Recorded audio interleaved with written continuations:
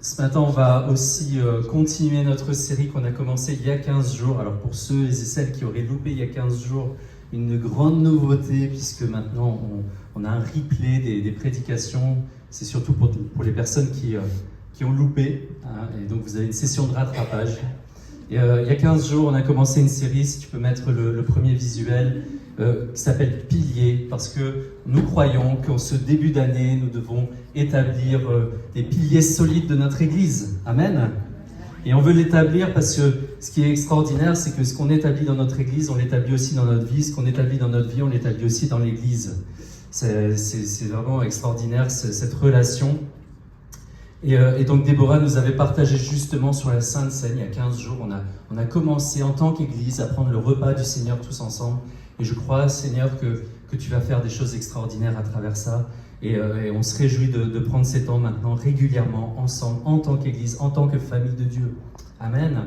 Et il y a 15 jours, donc, on vous partageait le verset qui est eh bien, cette base de ces prédications, de ces 4 prédications, qui est dans Actes 2, 42. Actes, c'est vraiment, si vous voulez vous replonger dans l'histoire, la naissance de l'Église, une Église de feu, une Église puissante, une Église qu'on veut voir ici, eh bien, je vous invite à relire ces passages d'Actes dans votre Bible. Et on prenait ce verset dans le chapitre 2, verset 42. « Ils persévéraient dans l'enseignement des apôtres, dans la communion fraternelle, dans la fraction du pain et dans les prières. » Ils partageaient donc ce repas régulièrement, celui que nous avons pris encore ce matin. Et aujourd'hui, on va vraiment s'attarder sur la prière. Alors, ce n'est pas une prédication qui prétend couvrir tous les aspects de la prière, vous vous en doutez, parce que c'est tellement riche, tellement profond la prière. On aura d'autres occasions de partager, mais aujourd'hui, ce que j'ai sur le cœur, c'est vraiment de vous encourager et de nous encourager en tant qu'Église. Je prie que nous soyons justement une Église qui prie.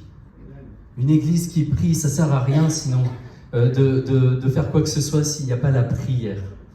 Parce que c'est à travers la prière que Dieu nous parle, c'est à travers la prière que nous avons du courage aussi pour nous lever, c'est à travers la prière que nous voyons les miracles de Dieu dans nos vies. Et dans ce verset, premier mot sur lequel je voulais m'attarder, on va faire un peu de grec encore aujourd'hui, c'est ce mot proskartereo, qui est persévérer. Et ce mot, on le traduit par adhérer à quelqu'un, être son adhérent. Est-ce qu'on est des adhérents à Dieu? Amen. Est-ce qu'on est dévoué? Ça veut dire aussi ça, être dévoué ou constant. Constant. Être constamment attentif, donner un soin incessant à une chose, continuer tout le temps dans un lieu, persévérer et ne pas faiblir, se montrer courageux, être d'un empressement constant pour quelqu'un. Ce mot, il est tout simple, mais il a un sens extraordinaire. Et on est tous d'accord, chers amis, que la prière, c'est important. Est-ce qu'il y a quelqu'un qui me dirait le contraire ce matin? Si on est un bon chrétien qui se respecte, bien sûr que c'est important de prier tous les jours. N'est-ce pas, pendant 4 heures, les bras en croix de toutes les prières, et c'est vrai, mais de toutes les pratiques spirituelles, rien d'autre que la prière ne nous donne un sentiment de paix. La paix. Rien ne peut chasser l'anxiété comme le fait la prière. Je vous donne déjà une première piste, parce que c'est vrai que peut-être parmi nous, il y a des gens qui prient moins souvent et qui sont anxieux, mais je vous en prie, parlez au Seigneur, présentez-lui vos soucis et il prendra soin de vous, dit la parole de Dieu. Et vous savez qu'en cette période, on est, ça fait peut-être des dizaines et des dizaines d'années qu'on dit ça dans les églises, mais c'est vrai qu'on est dans une période qui est compliquée. Et l'anxiété, on dit qu'il y a une anxiété écologique qui se développe. Alors de ce fait, il y a des familles il y a des couples qui ne veulent plus avoir d'enfants parce qu'ils sont inquiets pour l'avenir. Mais tout ça, nous, on le balaye parce que nous avons confiance en notre Dieu. Et donc, on rencontre jamais le dimanche quand on vient à l'église 2 chrétiens qui diraient « je n'ai pas envie de prier, j'ai pas le cœur de prier, j'ai pas envie de parler à Dieu, j'aime pas parler à Dieu ». C'est pas trop ce qu'on entend. Mais c'est vrai qu'on entend aussi rarement on entend rarement des gens qui se croisent et qui disent « Parle-moi de ta vie de prière. Je ne sais pas si vous posez souvent ce genre de questions à des frères et sœurs de l'Église ou enfin tout chrétien que vous connaissiez. Parle-moi de ta vie de prière. Et puis que cette personne répondrait, moi, en prière, je déchire tout. Ah, j'assure, je suis un pro de la prière. C'est même une de mes forces. Franchement, si vous avez déjà entendu comme ça, quelqu'un comme ça, je vous invite à vous rapprocher de cette personne parce que peut-être qu'elle a quelque chose à vous partager. Mais c'est vrai que nous sommes dans des temps où il est difficile d'accorder nos cœurs à celui du Seigneur. Alors je voudrais commencer par une petite citation d'un homme qui s'appelle Ronald Rolheiser, qui dit que ce n'est pas que nous ayons quoi que ce soit contre Dieu, la profondeur et la spiritualité, nous aimerions bien avoir tout cela. Ah ouais, qu'est-ce qu'on aimerait être des pros de la prière. C'est simplement que nous sommes habituellement trop préoccupés pour que ces choses apparaissent sur nos écrans radars. Nous sommes plus occupés que mauvais, plus distraits que non spirituels, et plus intéressés par le cinéma, le sport, le shopping et les rêveries qu'ils produisent en nous que par l'Église. On pourrait prendre un petit instant pour se dire qu'est-ce qui le matin me fait vibrer. Est-ce que c'est la sortie du dernier iPhone que j'avais prévu de m'acheter ou est-ce que c'est de passer une heure avec le Seigneur ? Bien sûr que c'est beaucoup plus bénéfique que de passer une heure avec le Seigneur, mais c'est vrai que voilà, il y a des choses en nous, il y a des distractions. Ce monde est fait, voilà, on a des notifications sur nos tablettes, sur nos téléphones. Tout nous rappelle à tout moment que nous sommes des êtres de chair et non spirituels. Et pourtant, nous le sommes. Le fait d'être sans cesse occupé, dit-il, la distraction et l'agitation sont aujourd'hui des obstacles majeurs dans nos vies spirituelles. Je ne sais pas s'il y a quelqu'un aujourd'hui qui se reconnaît dans cette citation, mais moi je peux vous dire que je me reconnais. Je me reconnais parce que c'est vrai qu'on a toujours des choses en tête, etc. Et même nous ici, surtout nous ici, alors qu'on arrive le dimanche, on se dit vite, il faut qu'on branche les câbles et tout, il faut absolument que tout fonctionne. Et on en oublie parfois que la première des choses, c'est surtout qu'on se pose et qu'on prie. Alléluia, on l'a fait ce matin. Et c'est un combat. C'est un combat, parce que c'est tout à fait louable de vouloir que toute la technique fonctionne. Mais est-ce que c'est ça ? Est-ce que s'il n'y avait pas de parole sur l'écran, est-ce que si on n'entendait pas le synthé, est-ce que si le micro ne fonctionnait pas, ça nous empêcherait d'expérimenter la présence de Dieu ? Moi, je ne crois pas. Par contre, si on ne prie pas, malheureusement, ça va être plus compliqué. Et alors, je voudrais qu'on s'attarde un petit moment pour cette étude sur la prière, enfin une étude, plutôt un encouragement. Je voudrais qu'on s'arrête sur un passage de la lettre que Paul a écrit aux Colossiens. Si on peut passer le visuel suivant. Persévérez dans la prière, veillez-y dans une attitude de reconnaissance, priez en même temps pour nous. Que Dieu nous ouvre une porte pour la parole afin que je puisse annoncer le mystère de Christ à cause duquel je suis emprisonné et que je fasse connaître de la façon dont je dois parler. Conduisez-vous avec sagesse envers les gens de l'extérieur et rachetez le temps.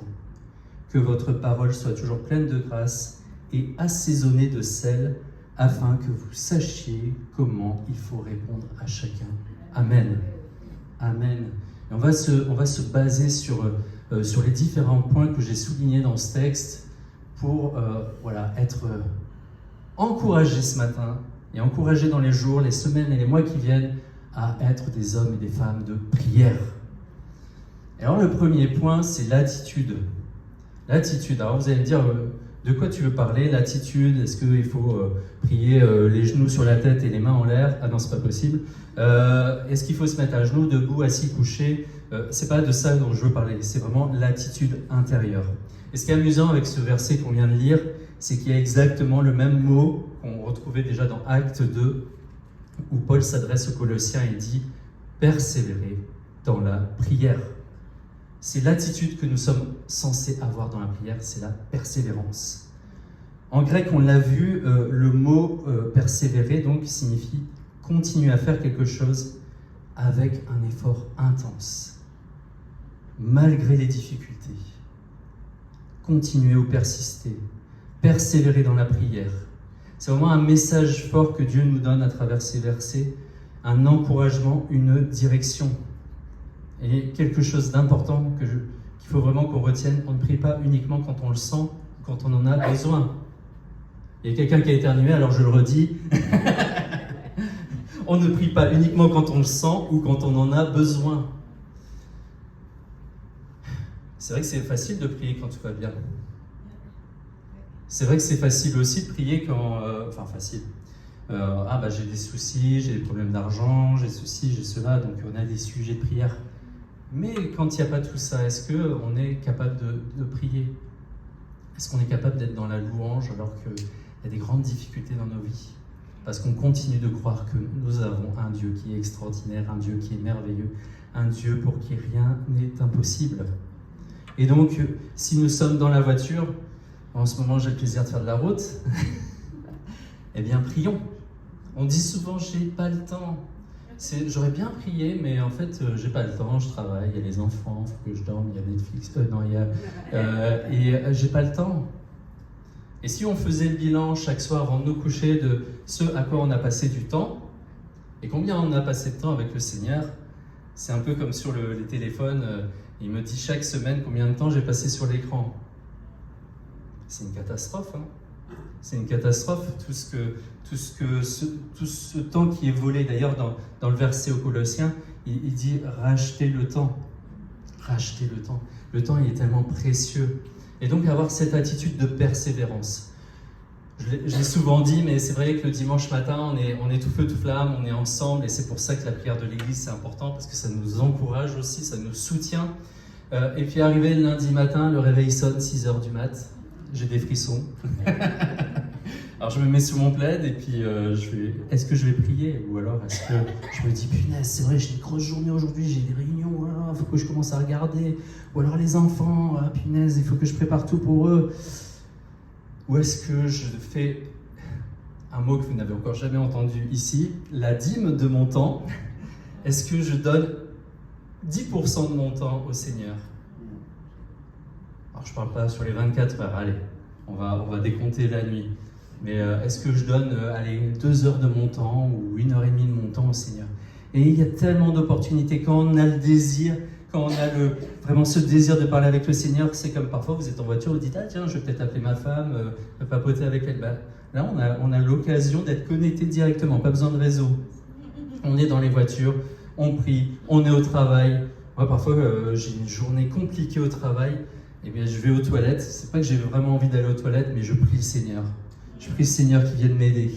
Et la prière, c'est vraiment quotidien et pas une seule fois par jour. L'apôtre Paul nous dit prier sans cesse dans la Bible. Et la Bible, elle nous encourage vraiment à prier tout au long du jour. On trouve ça dans 2 psaumes, le psaume 55 et le psaume 119. Le psaume 55, « Quant à moi, je crie à Dieu, et l'Éternel me sauvera le soir, le matin, à midi. Je soupire et je gémis, et il entendra ma voix. » 7 fois par jour, psaume 119, 7 fois par jour. Alléluia. Je te célèbre à cause de tes justes sentences. Il y a beaucoup de paix pour ceux qui aiment ta loi, et rien ne les fait trébucher. Amen. Amen. 7 fois par jour. 7 fois par jour, c'est vraiment en plus le chiffre parfait. Alors vous allez dire, oui, mais c'est pas facile, j'oublie, etc. Et eh bien, je vous disais tout à l'heure qu'il y a cette invention qui parfois joue contre nous, mais vous avez tous un téléphone et on peut mettre des alarmes. Et donc vous pouvez mettre 7 alarmes dans la journée et à chaque fois que l'alarme va sonner, gloire à Dieu. Juste ça, c'est une prière. C'est une prière. Gloire à toi, Seigneur.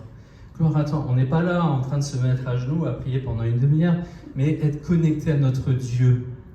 C'est ça la prière, être connecté à notre Dieu. Et quelqu'un a dit, on ne sait pas qui, j'ai cherché, mais quelqu'un a dit qu'on ne peut pas être plus grand que notre vie de prière. On ne peut pas être plus grand que notre vie de prière. C'est impossible. Et l'Église, et c'est pour ça que c'est important pour moi ce message ce matin, l'Église ne sera pas plus grande que sa vie de prière. Vous savez, on peut se poser, chercher toutes les stratégies possibles et imaginables.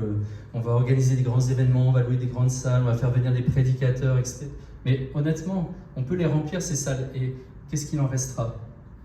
Qu'est-ce qu'il en restera? Enfin, vraiment, il faut qu'on devienne, que ce soit notre culture, notre lifestyle, si ça parle à des jeunes, notre lifestyle d'être des gens, des hommes et des femmes, une église de prière. Vraiment, je vous encourage. Quelqu'un qui s'appelle Samuel Chadwick, aujourd'hui je vous cite des personnes que vous ne connaissez pas mais que je n'ai pas inventées, hein, elles existent bien. C'est pas pour faire passer mes propres citations. Samuel Chadwick a dit « L'intensité est une loi de la prière. Certaines bénédictions du royaume ne se révèlent qu'à l'âme passionnée et fervente. » Alors vous allez me dire « Mais parfois c'est compliqué, on n'a pas forcément le feu tout le temps. » Eh bien j'ai envie de dire qu'il faut faire le pas. Il faut faire le pas, et puis on a aussi des choses dans nos vies, on a des chants, il y a des chants qui ont une onction et qui allument ce feu en nous. Fut un temps où j'allais régulièrement courir, et il y avait la Power Song, ça s'appelait. Donc j'avais mon programme, et puis quand je commençais à avoir un coup de mou, je mettais à Power Song, alors là je courais plus, je volais les amis. Je volais simplement. Et bien dans nos vies c'est un peu pareil, il y a des chants par exemple qui nous ont touchés, qui nous ont parlé. Et ces chants, eh bien, je vous invite à les reprendre. Il y a la parole, dans la parole des psaumes, qui allume ce feu en vous. Je vous invite à les prendre, à vous faire cette collection de choses, de ressources précieuses qui vont allumer et faire de vous des passionnés, des fervents dans la prière. Et vous êtes peut-être retrouvés, je ne sais pas, on a eu l'occasion de voyager un petit peu, à côté de personnes qui étaient comme ça. On avait l'impression que la foudre allait leur tomber dessus pendant qu'ils priaient, quoi. Waouh, là, ils soulevaient tout, quoi. Et, on se demandait si l'église n'allait pas s'effondrer tellement il y avait une prière puissante. Mais parfois, on est un peu spectateur de ça, et je prie qu'on soit comme ça, qu'on ne soit pas timoré parce qu'on est justement dans une relation enflammée avec le Seigneur. Si je dis du bout des lèvres à ma femme, je t'aime, moi non plus. Ce feu, on doit aussi l'exprimer dans notre vie avec le Seigneur. Et alors, on se consacre dans la prière. Et alors, qu'est-ce qui va se passer? C'est que Dieu va ouvrir des portes surnaturelles. Dieu va ouvrir des portes surnaturelles. Peut-être vous l'avez déjà fait, cette expérience dans votre vie. On a eu des témoignages il y a quelques mois ici de guérison, de changement de situation. Parce que Dieu est à l'écoute. Dieu est toujours prêt pour répondre à nos prières. Et il va ouvrir des portes que nous ne pouvons même pas imaginer. Mais est-ce qu'on est dans cette prière? Est-ce qu'on est courageux dans notre prière? C'est comme disait quelqu'un qu'on écoutait une fois, il y a un temps pour les prières de salon, vous voyez, on s'assoit confortablement, on s'enroule dans le plaid, on est au coin du feu. Et c'est bon d'être dans ta présence, Seigneur, puis on fait prière avec les enfants et tout ça. Et il y a un moment où il faut se lever, il y a un moment où il faut déclarer la parole de Dieu, il y a un moment où on veut briser l'opposition, on veut briser l'action démoniaque dans notre vie ou dans la vie de notre famille. Il y a un moment où on se lève comme des guerriers et des guerrières. On ne peut pas être toujours comme ça, bien sûr, mais il y a aussi un temps où il faut se lever. Il y a un temps où il faut s'exprimer, il faut que ça sorte de notre bouche. Et c'est ce temps aussi que j'aimerais qu'on puisse vivre ensemble. Nous sommes toutes et tous des Élie. Si vous connaissez ce passage dans la Bible où Élie priait et le feu, littéralement le feu est descendu du ciel, vous connaissez tous. Ce feu est descendu sur cet autel qu'il avait construit et qu'il avait en plus, pour démontrer sa foi, arrosé d'eau allègrement. Et tout a été consumé, il ne restait plus rien du tout. On est invité à vivre la même chose dans notre vie. C'est pas réservé à une époque. Ouais, c'était à l'époque, c'était comme ça. C'était à l'époque de l'Ancien Testament. Puis après, c'était à l'époque de Jésus. Puis maintenant, en fait, plus rien. Pas du tout. Pas du tout. On est vraiment appelé à vivre ça. Et la prière, si je devais la définir, c'est l'expression d'amour. Mon amour pour Dieu, dans cette relation intime que je cultive avec le Père, le Fils et le Saint-Esprit. Et aussi l'amour pour mes frères et sœurs et tout prochain que Dieu me donne d'avoir. Vous savez, quand quelqu'un nous demande la prière ou quand on propose à quelqu'un de prier, je crois que de prier pour lui ou pour elle, je crois que c'est la plus belle expression d'amour qu'on puisse donner. Souvent, on ne sait pas quoi dire face à telle et telle situation, parce qu'on ne les a même pas nous-mêmes traversées. Mais la solution, la réponse qu'on peut toujours donner, c'est l'amour qu'on exprime à travers la prière. Et Jésus nous a dit que si nous donnons en lui, et que ses paroles demeurent en nous. Nous pourrons demander tout ce que nous voulons et nous l'obtiendrons.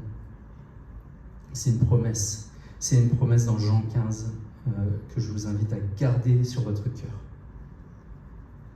Il ne faut pas être juste dans la prière comme ça, ou dans un aspect légaliste. « Ah, j'ai pas prié, je suis un mauvais chrétien », mais vraiment entrer pleinement dans cette prière. Donc ça, c'est la persévérance, cette attitude qu'on est invité à avoir dans la prière. Le deuxième point qui est important, c'est la vigilance. La vigilance. Cette idée de vigilance, ça vient de l'Ancien Testament. Et c'est un terme militaire. En fait, les villes, la nuit, étaient exposées à tous les dangers, elles pouvaient être attaquées, il y avait des ennemis qui tentaient d'y pénétrer. Et donc, on montait sur les murs et on restait attentif. C'est ça la vigilance. Il y avait un guetteur qui restait, il était éveillé toute la nuit en état d'alerte et il surveillait les menaces sur la ville. Et Dieu a utilisé cette image plusieurs fois dans l'Ancien Testament, dans Ésaïe et aussi dans le livre d'Ézéchiel, où on lit « Fils de l'homme, je te donne comme sentinelle à la communauté d'Israël. Tu écouteras la parole qui sort de ma bouche et tu les avertiras de ma part. » Et ce matin, j'ai envie de dire, fille et fils de l'homme, je t'ai donné comme sentinelle à l'agglomération Estérel. Et nous sommes cette sentinelle dans la prière. Et Dieu demande encore aujourd'hui, est-ce qu'il y a quelqu'un qui veillera spirituellement sur les menaces qui viennent contre mon peuple? On en parlait il n'y a pas longtemps avec Déborah. Il y a des choses qui sont votées comme par hasard la nuit au sein de l'Assemblée nationale ou du Sénat. Et est-ce qu'on a été vigilant? Est-ce qu'on s'est tenu dans la prière? Il y a des choses qui passent comme ça dans la loi, comme si de rien n'était, et qui petit à petit métamorphosent notre société dans quelque chose qui n'est pas selon le cœur de Dieu. Et donc on est invité à être vigilant. Vous avez des enfants, nous devons être vigilants dans la prière. Parce que quand nos enfants sont hors de la maison, on ne sait pas ce qui se passe. J'en parle là, ils ne sont pas là, mais être vigilant, attentif pour nos familles, pour nos villes, pour notre Église. Vous savez, l'Église, elle a besoin de prière parce que c'est peut-être un des lieux qui, avec la famille, le plus attaqué. Et on doit veiller. Parce que l'ennemi cherche toujours à envahir l'Église et à détruire le peuple de Dieu. Vous savez, il y a un ennemi qui veut envahir votre vie, l'attaquer et la détruire. Je ne dis pas ça pour vous faire peur ce matin, mais il faut être conscient des réalités spirituelles. Il faut être conscient de ces réalités. Et ce que Paul exhorte les Colossiens à faire, c'est de dire « Réveillez-vous de votre sommeil, où tout semble aller bien. » Vous ne vivez pas dans un monde où il n'y a que nous et Jésus, puis on fait tranquillement de petites affaires, on est bien, mais on doit être vigilant. Et pour ça, je reprends l'apôtre Pierre qui dit « Soyez sobres, veillez, votre adversaire le diable rôde comme un lion rugissant. Cherchant qui dévorer, résistez-lui en demeurant ferme dans la foi. » Et donc nous avons un ennemi qui cherche à nous attaquer. Vous voyez sur cette représentation, bien sûr, le jardin de Gethsémane, où malheureusement les disciples de Jésus se sont endormis alors qu'il leur demandait de veiller. C'est le maître qui leur dit « Veillez avec moi ». Et eux, ils se sont endormis, complètement inconscients de tout ce qui allait se passer. Et bien souvent, nous sommes endormis. C'est pour ça qu'on parle autant du réveil, parce que notre Église, elle s'est endormie, et que nous sommes comme ces disciples bien heureux. On a eu un bon culte ce matin, j'ai lu la Bible, tout s'est bien passé, j'ai pris un temps avec le Seigneur, et puis je m'endors sur mes deux oreilles. Mais il y a un vrai combat à tenir. Donc soyons vigilants. C'est le deuxième aspect, donc persévérer, être vigilant. Et le troisième, et vous allez voir qu'on va l'expérimenter. La puissance et la prière de l'Église. Alors j'ai trouvé cette représentation vraiment magnifique qui montre justement la puissance du Saint-Esprit à la Pentecôte. Et vous le savez, on bénéficie de cette même puissance. Dans le passage aux Colossiens, je ne sais pas si vous vous en souvenez, mais je relis. Paul dit « Priez en même temps pour nous, que Dieu nous ouvre une porte pour la parole, afin que je puisse annoncer le mystère de Christ. » Priez pour que des portes s'ouvrent. C'est vraiment extraordinaire parce que Paul semble indiquer qu'il y a des portes qui ne s'ouvriront pas tant qu'on ne prie pas pour qu'elles s'ouvrent, en fait. Il y a des portes, elles sont là, et si on ne prie pas, il ne va vraiment rien se passer. Et donc on doit se tenir dans la prière. Il y a des choses qui sont verrouillées, et la prière d'intercession, l'invocation du nom du Seigneur va les déverrouiller. C'est la clé. Si on ne demande pas, elles ne s'ouvriront pas. Vous savez ce qu'on appelle les percées. Est-ce que tu veux voir une percée dans ta vie? Est-ce que tu veux voir une percée dans la vie de ton conjoint? Est-ce que tu veux voir une percée dans la vie de tes enfants? Prie, intercède, ne lâche rien. Et si on intègre vraiment ça dans notre esprit, eh bien, il y a des choses qui vont changer dans notre vie. Et si on ne les demande pas à Dieu, notre vie ne va pas évoluer. Et alors ce matin, quand je préparais le message, je me suis dit, c'est bien, on apporte toujours des messages, mais qu'est-ce qui concrètement changé dans notre vie? Franchement, vous avez écouté combien de messages dans votre vie? Avec YouTube, j'ai entendu un 1000, 2000. On ne sait pas, on écoute. Et est-ce qu'il y a quelque chose, ne serait-ce qu'une once de choses qui changent dans notre vie? Parfois oui. Il y a un appel, on saisit l'appel et il y a une transformation dans notre vie. Mais peut-être que 90% des messages, c'est de la connaissance dans notre tête. C'est comme si on dit, moi j'écoute que des messages pour la guérison, comment on fait pour prier pour la guérison des malades, mais je ne prie jamais. J'ai une connaissance théorique, waouh, je suis calé, hein. Franchement je pourrais écrire un doctorat. Mais j'ai jamais vu de personne guérie quand je priais pour elle. Et c'est comme ça dans tous les domaines de notre prière. Et alors je voudrais vous inviter aujourd'hui, et on le rappellera peut-être sur les réseaux pour ceux qui nous suivent, on va faire 3 actions ce matin. La première, c'est une action que vous allez mener à partir d'aujourd'hui et dans les jours qui viennent. Vous prenez un cahier, ou même un post-it, c'est encore mieux, et vous allez, si c'est un post-it, vous allez écrire dessus le nom de 6 ou 7 personnes qui ne connaissent pas Dieu, qui n'ont pas donné leur vie à Jésus. 6 ou 7 personnes. Et vous allez coller ce post-it ou écrire au feutre sur le miroir de votre salle de bain. C'est un lieu où on passe quand même finalement un certain temps en se brossant les dents, en se regardant. Qu'est-ce que je suis beau ce matin encore? On y passe tous les jours. Ou alors vous pouvez coller ça sur la porte de vos toilettes. On n'a pas le choix, on doit y passer aussi tous les jours. Un lieu où vous êtes sûr que vous allez vous arrêter. Mais se brosser les dents, c'est pas mal aussi. Et écrivez le nom de 6 ou 7 personnes. Ces 6 ou 7 personnes, que ce soit dans votre famille, des amis, qui ne connaissent pas le Seigneur, qui ne connaissent pas Jésus. Et vous allez prier, vous allez lier leur vie à la croix du Calvaire, où vous allez déclarer qu'elles appartiennent à Jésus. Et vous allez le faire tous les jours pendant 1 an. Tous les jours pendant 1 an. Et oui, c'est ça la persévérance. Si je vous dis priez pour cette personne, ah oui, j'ai prié déjà.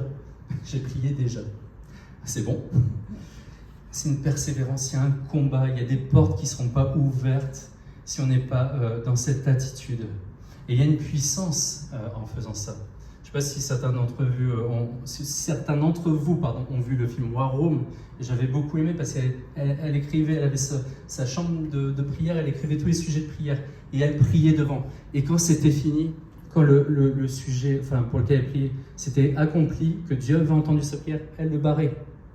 Et au bout d'1 an, vous faites le point.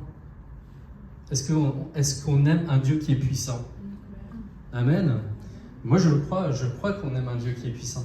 Mais il faut s'y tenir. Ça va vous prendre maximum 5 minutes par jour. Qu'est-ce que c'est 5 minutes par jour? On ne demande pas de faire des laïus, de réciter des trucs. On demande juste de prier. Et même si vous avez une formule, de la prier pour chacune, de nommer chacune de ces personnes, de les visionner, d'appeler à l'existence ce qui n'est pas encore. Je vous encourage vraiment à le faire. Moi, j'ai noté comme ça des noms et je prie. Je prie tous les jours pour eux. Donc ça, c'était la première chose.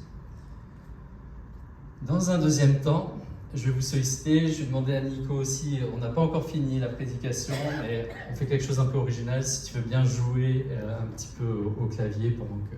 Je vais vous demander à chacun de vous lever, et je voudrais qu'on prie les uns pour les autres. Alors comment on va faire ça ? Peut-être que parmi vous, il y en a certains qui ne sont pas à l'aise avec la prière comme ça. Vous pouvez lever la main, il y a quelqu'un qui va s'approcher de vous, qui va prier pour vous. Mais vous avez tous et toutes des voisins autour de vous. Et je voudrais qu'on se tourne les uns vers les autres et qu'on te demande pourquoi est-ce que tu veux que je prie ce matin. On va prendre 4 minutes, ça va être court, hein, donc ne racontez pas l'histoire depuis votre naissance. Hein. On ne peut pas avoir tout le contexte ce matin. Pourquoi est-ce que tu veux que je prie ce matin ? Et vous allez prier sur ce sujet pour l'autre personne. Vous allez intercéder parce que nous sommes une église qui prie. On prend 4 minutes ce matin. Si dans notre équipe, on voit qu'il y a des personnes qui sont toutes seules, je vous invite à vous tourner vers les personnes qui sont toutes seules pour pas qu'elles restent. Tu peux aussi, Sophie. Merci, c'est top. Et on prend 4 minutes ce matin. Allez, on commence à intercéder. Merci Seigneur, merci pour ce que tu fais ce matin. Alléluia. Alléluia. Amen, amen. Alors, je voudrais qu'on reste debout. Vous avez bien fait de rester debout, merci. Victoria, est-ce que tu peux mettre la carte que j'ai mise ? Et je voudrais qu'on continue. On est dans les travaux pratiques ce matin. Alléluia. Nous sommes une église qui prie. Nous sommes une église. Est-ce que c'était pas bon déjà de prier les uns pour les autres ? Quel amour. Waouh. Merci d'avoir par la foi saisi cela. Et ce matin, je voudrais qu'alors qu'on regarde cette magnifique carte de l'agglomération, Fréjus, Saint-Raphaël, Roquebrune, QG, les Adrets, je ne mentionne pas Haguet et tout, et je voudrais qu'on soit prophétique ce matin. Alors je vous invite à élever les mains vers cette carte. On va prendre un temps de prière aussi, on va prier pour notre agglomération, parce que nous sommes une église qui a une vision pour l'agglomération. Alors Seigneur, merci pour notre agglomération, merci pour toutes ces villes et pour toutes les personnes, toutes les âmes qu'elles représentent. On prie pendant ce temps-là, on prie tous. Merci Saint-Esprit de descendre, que ton feu descende du ciel sur cette région, Seigneur, qu'il y ait une transformation radicale. Je prie pour un réveil sur Fréjus, Saint-Raphaël et toutes les villes aux alentours, Seigneur. Nous voulons déclarer par la foi que Fréjus, Saint-Raphaël sera sauvé, que Fréjus, Saint-Raphaël sera sauvé, que nos familles seront sauvées, alléluia, que nos amis seront sauvés, nos voisins vont être sauvés, alléluia. Merci Seigneur, merci pour ton amour répandu dans toutes ces villes, dans toutes les rues, dans toutes les maisons, Seigneur. Et nous voulons voir ta gloire, on continue de prier, on élève vers le Seigneur, on élève notre voix. Si on veut prier en langue, on peut prier aussi en langue. Alléluia, merci Seigneur, merci pour ta gloire qui brille en ce lieu. Merci pour le cinéma, Seigneur. Nous croyons, Seigneur, que ce lieu est un endroit où les âmes sont touchées, Seigneur.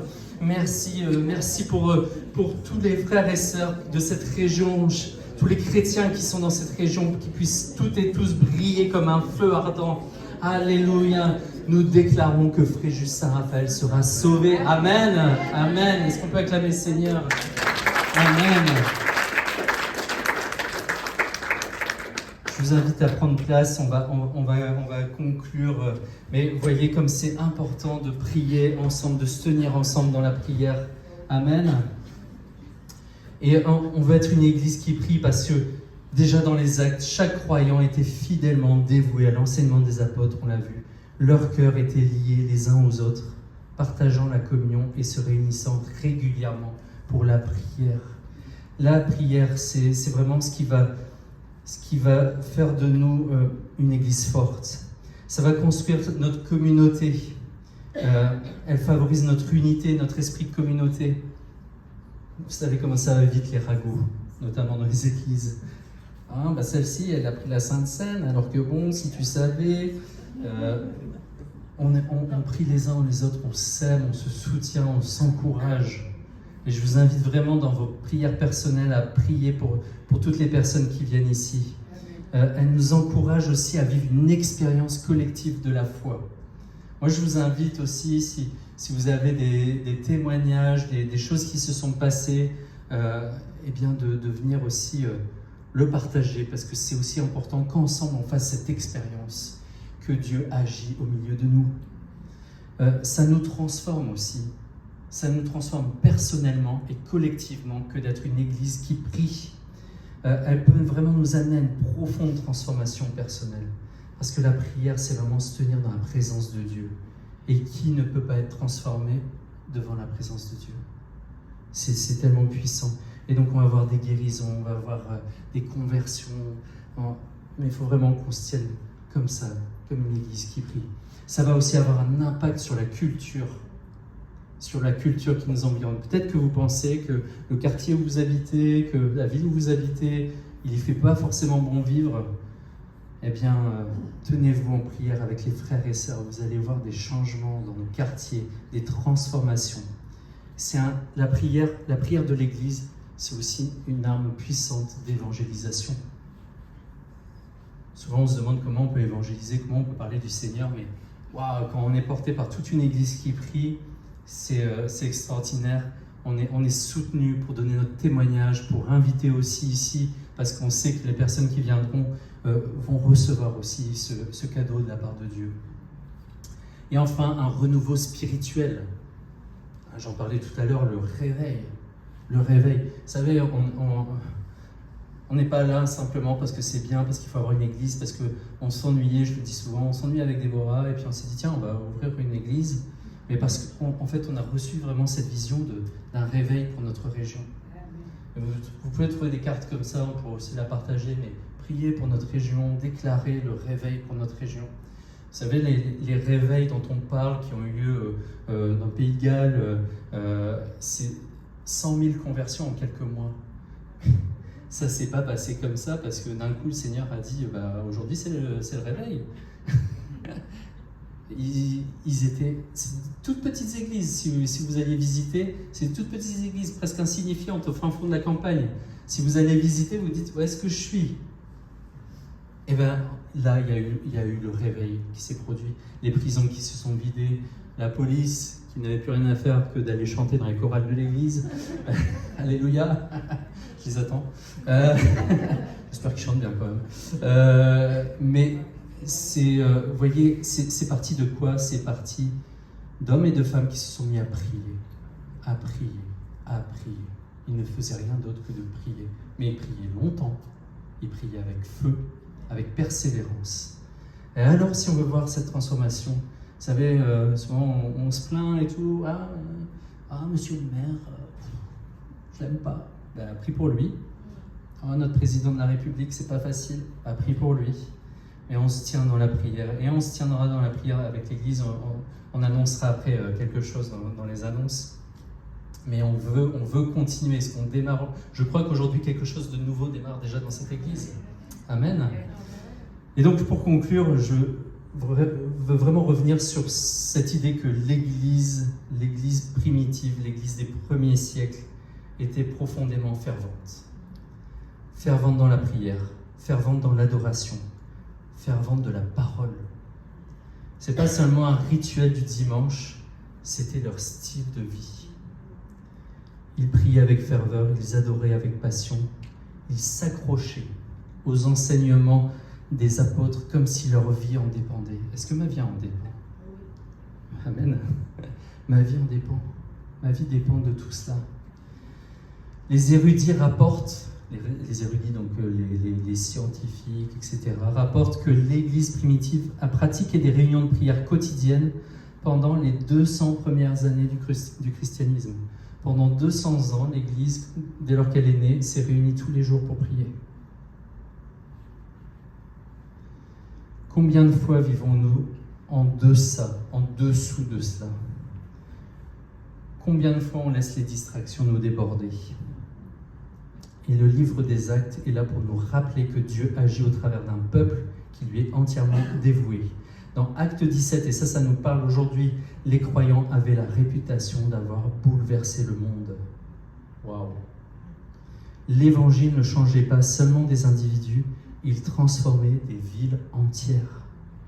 Dans Acte 19, si vous vous souvenez de ce passage, la puissance de Dieu a frappé Éphèse si fortement que l'économie locale en a été bouleversée. Les fabricants d'idoles ont fait faillite. Eh bien, il y a du travail. Si vous souhaitez, je peux vous donner quelques adresses de fabricants d'idoles à Fréjus. C'est vrai, il y en a. Il y en a un à côté de la maison de la tarte, là, qui vend des produits ésotériques. Je parle même pas du... je ne vais pas le nommer. Il y a dans notre ville, juste ici, juste à côté de ce lieu, des fabricants d'idoles. On veut voir une transformation dans notre ville. Je ne parle pas de Saint-Raphaël, mais déjà, là, juste à côté du cinéma, il y a des fabricants d'idoles. On veut voir une transformation. Et les gens avaient cessé d'acheter leurs idoles, donc ils ont fait faillite. Et même les bases du pouvoir de la société ont été déplacées parce que l'évangile avançait avec force. Et vous le lisez dans les Actes, combien ils sont embêtés, si je puis dire. Ils sont souvent convoqués devant les tribunaux, les apôtres. Alors soyons honnêtes, on vit dans une société qui est pleine de médias, de livres et de prédications chrétiennes.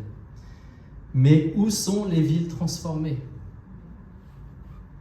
Où sont les villes transformées ?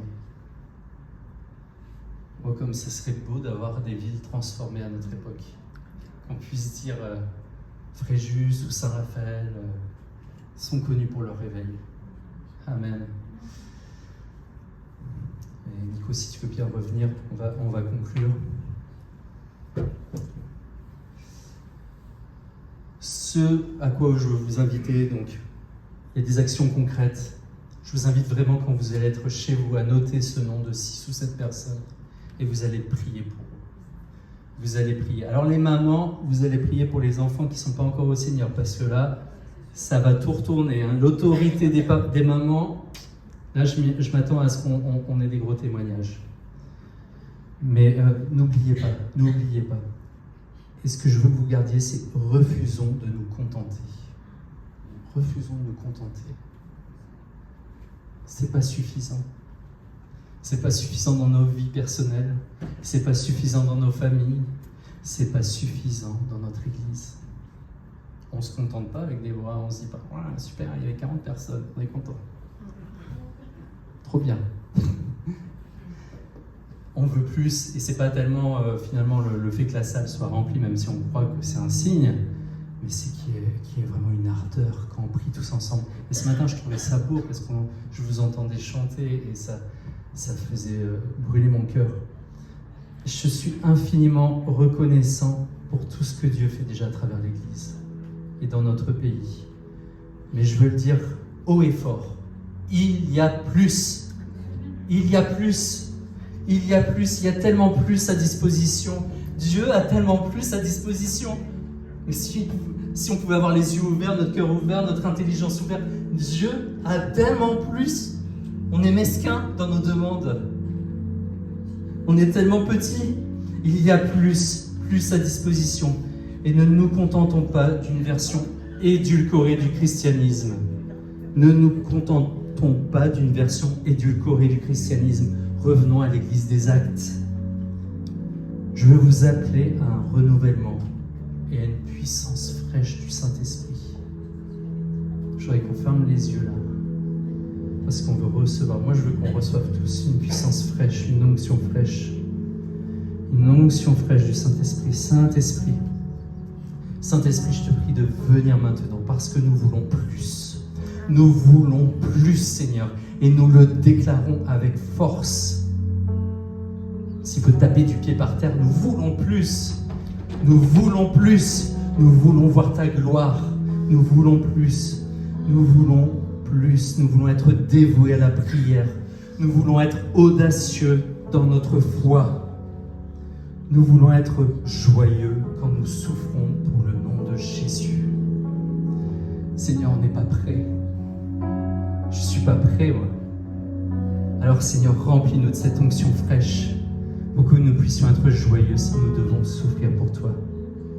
C'est un commencement aujourd'hui, Seigneur. Nous voulons le déclarer.